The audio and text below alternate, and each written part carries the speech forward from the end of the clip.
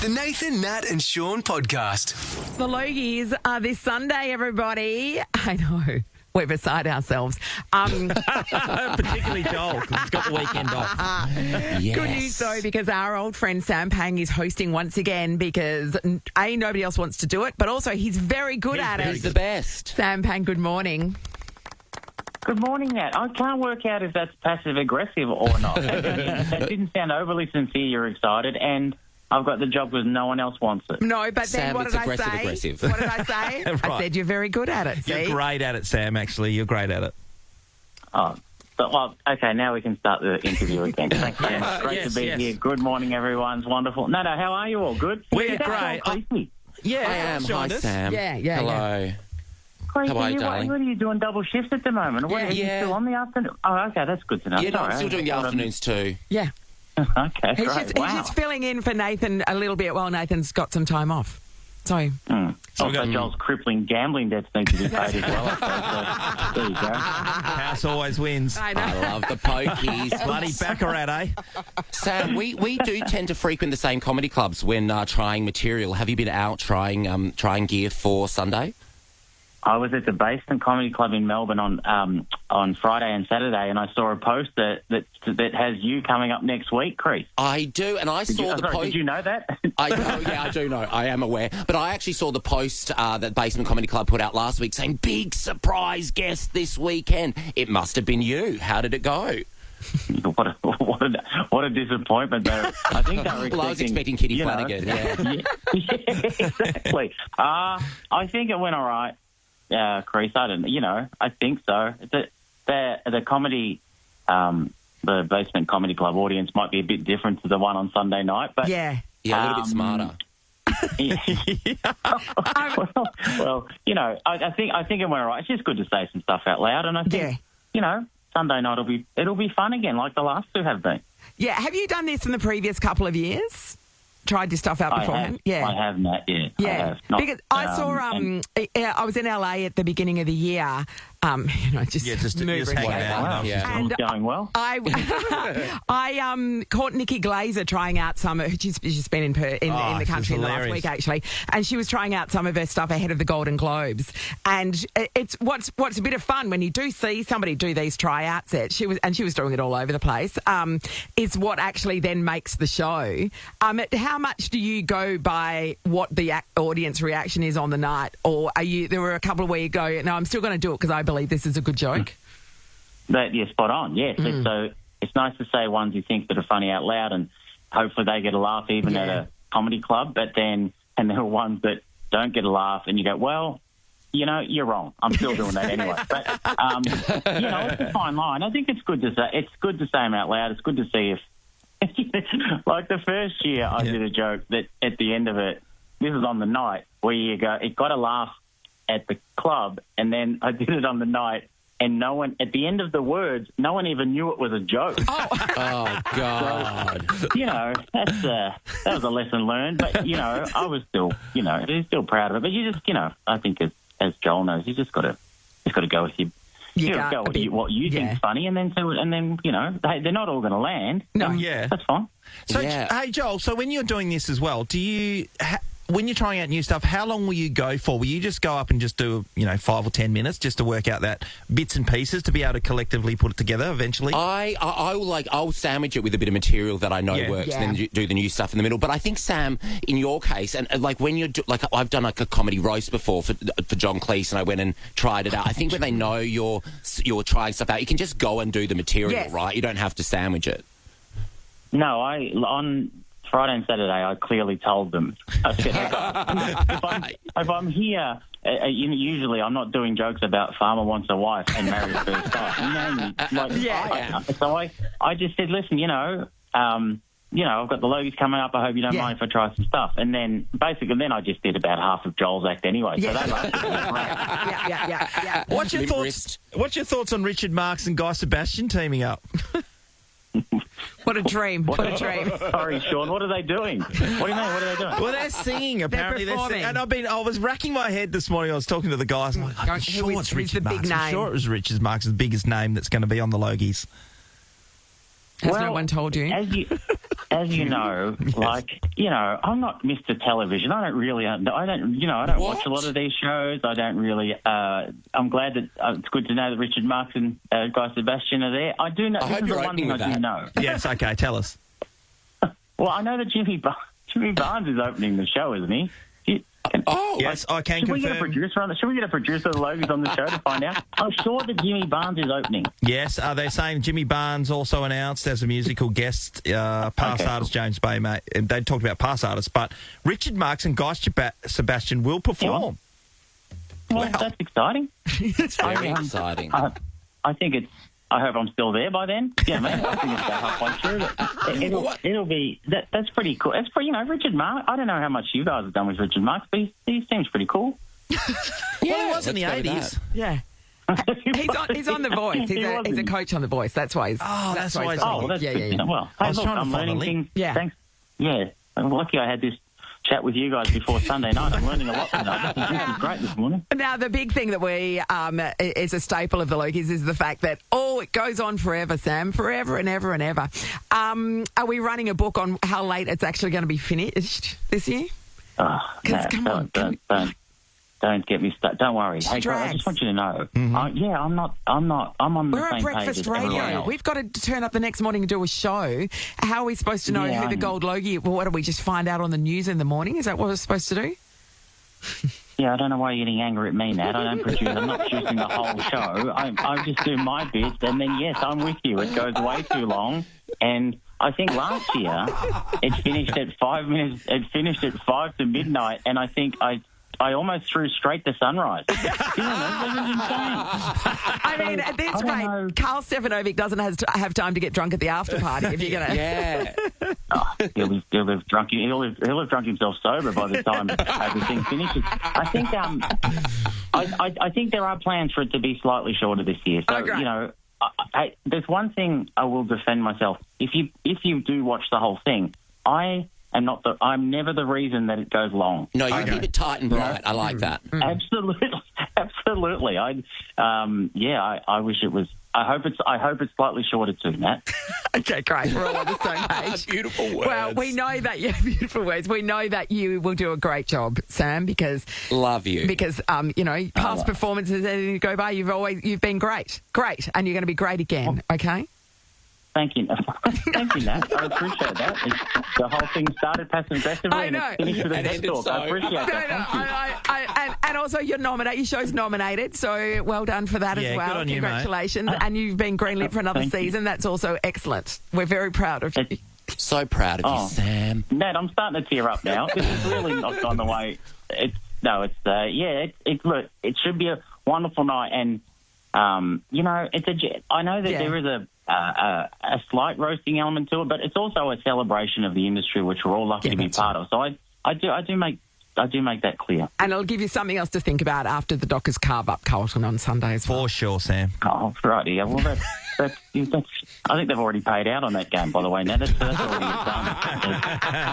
Don't worry. It's already been factored into the ladder. Yeah, they've already given them the point. So anyway, love your work. Thank you, Sam. Love you, Sam. Go well, son. Go well. thanks, Nat. Shookers. Thanks, Sean. Shookers, exactly. This is the Nathan, Nat and Sean podcast. Now, Nat, years and years ago, I know we've talked about this, we both have been to the same Greek island, and there's the only one I could go to, right? It was called Kos. It was the only one I could go to back in the day from London. Mm-hmm. I've always been intrigued about going around. There's so many people from WA these days who are going over to that kind of thing. And I saw all of them. Yeah, Sean. okay. Give us the rundown. How beautiful. Was it postcardy stuff? Is exactly what you expect? It is exactly what you think it is. So I went to Paros and spent most of the time in the Greek islands in Paros, which is a beautiful Greek island, and it is exactly what you expect to see, which is little villages with white, those white buildings with the blue shutters. Yeah. And then there's like and they're usually old fishing villages and stuff. And so there's, restaurants and bars right on the water. And it's just got that vibe and tiny little alleyways. Are they bigger than Rottnest? The Yes. island? Yes, they are. They are. I mean, there are varying sizes. It depends, but the Paros is bigger than Rones. Okay. But, and, you know, one day we caught the bus up into a little mountain village and had the afternoon poking around there. Really, really gorgeous. So Paros, unbelievable, really beautiful. Stayed in a town called Nausa, which is an old fishing village away from, it's not where the main port is. You had to kind of take a taxi up to the fishing village, but it's beautiful. Like, it is beautiful. Full of Australians. There are Australians everywhere. The Greek islands just seem to be all Australians everywhere. And obviously, other nationalities as well, but everybody enjoying that island life. And then I went to Eos for one night only. And Eos is a famous party island. When we arrived, we were informed that at that point, there were 800 18-year-old Norwegians on the island. Oh. And Eos is a much smaller island, so you notice them everywhere. They wore these neon bright Was it their schoolies or something? It was their schoolies. Was it? And they get to go to the Greek islands for their leavers.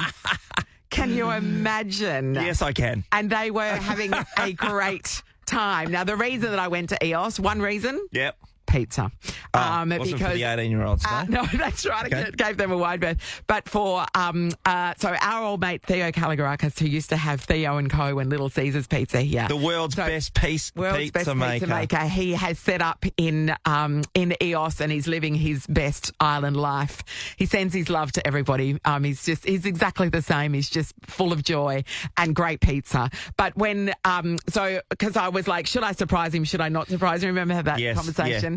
I decided to tell him I was coming just because it was so busy, and for a few days he'd put bookings only, and I thought I don't want to get there and be turned away because that'd be awkward. And so I told him he was coming, and he was all excited, and he was like, when do you get there? What are your plans? Do you need? And I said, can you recommend places to go or whatever before we come and have pizza? And so when I get off the boat, he's there. He came to meet the ferry, even though it was 45 minutes late, and walk us to our hotel. What a great guy. That's beautiful. And then he gave some recommendations for sunset places to go. It was amazing. And then it came to the time when we were like, okay, let's go for pizza. So it was which is about 10 o'clock because you don't do island time. Yep. And I'm following the Google Maps because his pizza place is in the old town, so in the tiny little alleyways. And the maps can't deal with old town. It couldn't deal with it. And we're walking around going, where is it? It tells us it's that way. It says we're here and we're in a car park. I'm like, this is weird. And then a guy comes up and goes, do you need any help? And he was an Aussie. And I said, we're trying to find Theo's Pizza. And he went, okay, I know where that is. You guys are obviously Australian. I said, yeah, Theo's an old mate of mine. He went, I grew up in Mundaring. And this guy, he now lives on Eos and runs several bars there. He grew up in Mundaring, which is where the original Little Caesars was. He said, all my mates worked for Theo. Like, what are the chances we would find him in a car park and that he would be able to direct us in the right direction? That is amazing. I know, isn't it? Yeah. So, Greek Island's full of Perth people. So, amazing pizza. Like, as good as Theo's ever was, how good was the pizza when he was here? Yeah, imagine brilliant. Fresh Greek produce now. Yeah. And he's going, and he's going, well, he's going his really life. Well. Yeah, that's his life, and he's loving it. Is it popular?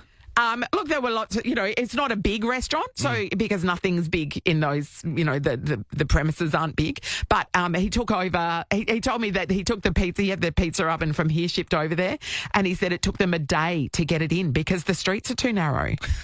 They thought they were going to have to give up. And then this guy's like, no, we're going to do this. And they managed to just grease it up and get it in there. And they shut down that street for half a day while they get a pizza oven in there. Pizza oven in, yeah. And what are the prices of pizza now? Are they cheap? Is it cheap? Was it cheap? I don't know. It would seem to be pretty standard. Yep. Yeah. Tasty, though. Unreal. So good. Long way to go for pizza. But worth it. Yeah. Me and the 800 Norwegian 18-year-olds loving life. This is the Nathan, Nat and Shaun podcast. Hey, Joel, I wanted to ask you, because we haven't been able to see you face-to-face for a while, about your trip to Africa. I know you've told everyone in the afternoon show, but give us a rundown. Oh, it was wonderful. So I went there saying, I'm going to adopt an elephant. I'm going to adopt an elephant, which is, yes, what I went to do. But I went and I spent a couple of days with this guy called Paul Gardner. His name is the Eco-Venturer. And his family have rewilded the Eastern Cape of South Africa and brought all these beautiful animals back down there. And, I got to adopt an elephant. I was thinking I was going to get a baby girl. Yeah. Because I was ready to call her Ellie Faba or Ellie Fontaine. Yes. But I actually am now a boy dad to a 4/5-year-old male elephant. And because my dog in Melbourne is called Girlfriend, my elephant in Africa is now called Boyfriend. Boyfriend the elephant. And the game rangers were like, so when we take out guests on game drives, do we have to call him Boyfriend? I was like, yep, yeah, you do. You're putting the gay into game reserve, aren't you? Well, what was so funny is the entire time we were there, everyone we met wanted to give me like a little fun fact, but it was the same fun fact. Oh, what's the fun fact? They kept saying, do you know what a group of zebras is called? And I was like, well, to begin with, I was like, no. But by the end, I was like, yes, I know. It's called a dazzle a zebra. But everyone just felt like that was the appropriate thing that I'd want to learn. Do you know what a group of flamingos is called? You'll like this one too. Oh, I did know. It's a flamboyance. It's a flamboyance. That's the best one ever. I've got another one for you. A group of giraffes. Oh. It's very reality TV. Is it an NBA team? It's a journey of giraffes. A journey? Yes, wow. A journey of giraffes. Nat, how do they come up with those combos? I don't know. Okay. I don't know whose job it is to come up with collective nouns, they're called. Nouns. Because some of them are just nonsense. But yes. I love them. A journey of giraffes. Come on. So where you were staying, Boyfriend. I saw that some of the things that you posted on socials, Joel, and it looked like you literally just walked out of your room and there were giraffes wandering around. They were right out the front. And then there was one day I was in the shower and I was like, what is that animal that wasn't there last night? And I was having a really good look whilst having a shower. It was another guest hunched over taking photos. So they got so to see. not a warthog, yeah. They got more than the big five, if you know what I mean. This is the Nathan, Nat and Shaun podcast. You're one of those people that comes back with an accent. Yes. My sister, honestly, she'll have like a 4-hour layover somewhere and she'll come back with the accent from that country. Okay, so we did find it hilarious because on Friday I was catching a ferry back from the island of Eos back to Athens, and it's like a 5-hour ferry ride where they call in at other little islands along the way. Yeah, and Joel, she hadn't slept for 48 hours. She still had a glow stick in her hand. I know, I was going to say glow stick. Chewing her face off. Yeah. Me and the 818-year-old Norwegians. Oh, my gosh. True story. And so my friend and I, we thought it was hilarious to imitate the girl who would make the announcements because she would make them both in English and Greek, but she would say things like, we are approaching the port of Dinos. Because they have to make lots of announcements because have you ever caught a ferry in Greece? It is intense. It's really? So intense. So when you get on and off, it's like at the islands, at either end of it, it's not, it's when you're first starting or when you're getting off in Athens, it's not so bad because they don't have anywhere else to be. They do not muck around. They just start screaming at you. So when you're getting off, you have to get down there, get your bag and get ready to go because you have a very small window to get off the boat.